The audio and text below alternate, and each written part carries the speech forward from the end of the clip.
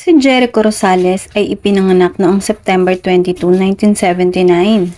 Nakilala din bilang Echo, ay isang Pilipinong artista, singer-songwriter at producer ng pelikula. Nakilala bilang Mr. Pogi noong 1996.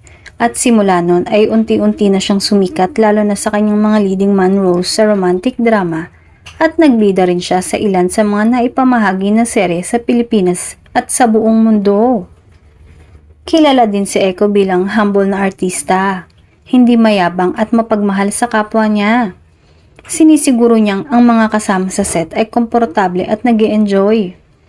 Si Jericho ay isang diehard motorcycle enthusiast din. Meron siyang scooter, meron siyang dirt bike, meron din siyang scrambler at cruiser. Meron din siyang iilang mga kotse dahil aniya ay mas gusto niyang magkolekta ng motor kesa sa kotse. Sa kanyang pagbabalik sa showbiz pagkatapos ng ilang taong pamamahinga, ay maraming proyektong nakapila ang aktor at sinisiguradong mabibigyan niya ng tama at perpektong pagganap ang bawat karakter na gagampanan.